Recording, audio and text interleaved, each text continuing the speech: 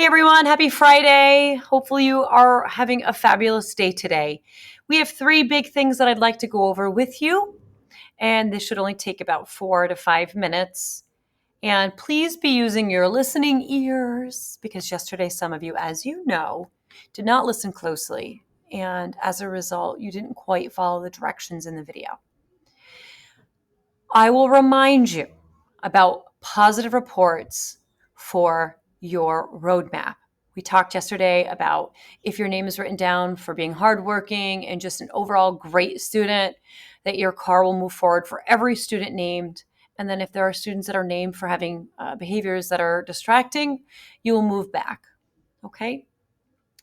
All right. For today, the first thing you're going to do will be notes on understanding characters. Mr. Hayes very shortly will be around, and I've cut this down so that it'll fit in our notebooks next week. We're not putting it in today. But Mr. Hayes will bring these around to you. They're pink, and you can see that they are fill in the blank. Okay, this is your notes, and it has to do with characters. We've been talking a lot about characters with your independent reading, and now we're going to take the notes to kind of reinforce a lot of the things we've already mentioned, but move forward in the discussions that we're going to be having. Okay, you're probably wondering, where am I going to get the answers to fill in the blanks? Going into Google Classroom, I'm in period 1, but it will be in your class. At the very top, there will be your link, and it will be right above or underneath this video for understanding characters. And you can see I've highlighted everything that you should be filling in on the blanks. Okay, so there's that. What is next? Now you should have those notes done first, okay? Working on those notes first. Next, you're going to be working in your vocabulary book. Your vocabulary work is due Tuesday, okay? And if it's not done Tuesday, you will be working on it in class on Tuesday because Tuesday's a makeup day. Your vocabulary books are in the backs of the seat jackets, either in the seat you are sitting in or the one next to you. If you remember from yesterday, I walked around and I put all of those in the backs of those seats. Now, if you were absent yesterday, you'll need to raise your hand when this video is over and let Mr. Hayes know that you are absent and your book is up front. Okay, I have your books up front for anyone who is absent, that your book was in the room. If your book is in your locker or your book is at home, first of all, if it's in your locker, ask Mr. Hayes to go to your locker, raise your hand. Okay. If your book is totally not around, it's at home, it's in the car, it's at wherever, but it's not in school, what you will do is you'll get an extra book. These are the extra ones, and you will write your answers on a separate sheet of paper. Tuesday, when I collect the work, I will collect that. You should have your vocabulary book by then. Hopefully that all made sense. In a moment, I'm going to talk with you about how far do you go in the vocab book. But let's take a look at number 3 first. Tuesday's a makeup day.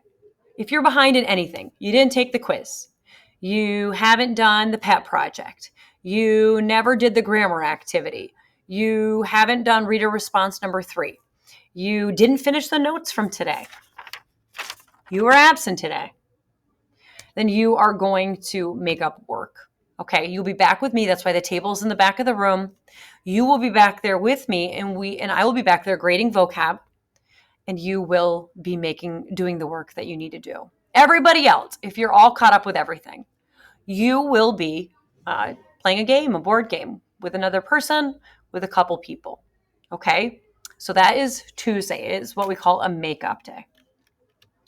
Now, let's take a look. If you're in the blue book, if you are in the blue book today, you are going to be finishing on page 15. Those are similes, and we actually did similes this week in our reader response, in our free writes. That means you ended on page 11. You ended on page 11 the other day.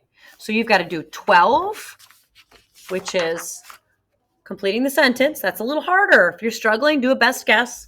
13, which is a little easier, word associations. And then 14, multiple meaning words and similes. 15. You have all period to work on this after your notes.